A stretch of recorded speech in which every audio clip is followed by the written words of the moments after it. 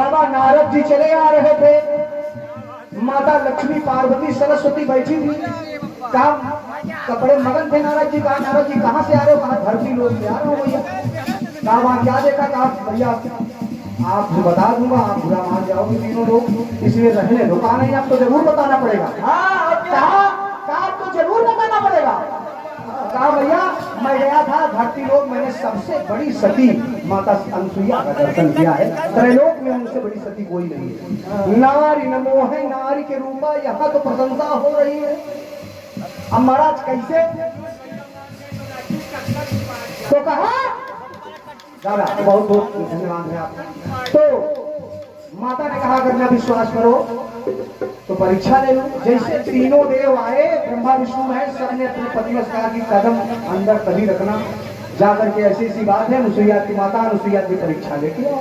तीनों देव गए माता अनुसुईया के आश्रम में। कहा भैया भिक्षा दीजिए, भोजन कराइए। कहा लीजिए। कहा नहीं ऐसे नहीं होगा भाई। कहा भैया हाँ बस आनंद खराब हो जाए। कहा कि भोजन कराइए। तीनों देवों ने रूप बदल के वेश बदल के गए।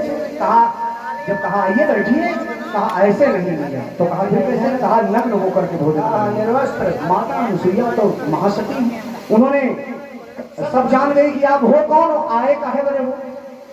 जब देखा गुस्सा अक्षर उठाया, जल छिड़क दिया, दुद्दू मैया के बालक बन गए। अब पालने में लिटा दिया। अब जब काफी दिवस बीत गए, इधर त्रिदेव अपने लोक में नहीं लौट गए। तीनों माताएं, माता लक्ष्मी पार्वती सरस्वती परेशान किया। फिर क्या हुआ? नारद जी से कहा तो नारद जी ने कहा आप ही जाके देखो। अब जब तीनों देवियां माता अनुसुईया के आश्रम में गई तो देखा तो तीनों देव पलना भी। अब देखा तो परेशान हो गई। माता अनुसुईया के चरणों में तीनों देवियां गिर पड़ी। तब मुझे सुनाई सुनिएगा। तो कहा तीनों माताओं ने कहा कि मैया हमको क्षमा करिए, हमसे गलती हो गई और हमारे पतियों को वापस कर दीजिए। तो माता अनुसुईया मुस्कुराई। कहा इतनी बड़ी परीक्षा लिया है तो कुछ तो अपना भी, आप कम से कम अपना भी ज्ञान दिखाती जाओ थोड़ा सा। माता अनुसुईया ने बात कही। कहा क्या?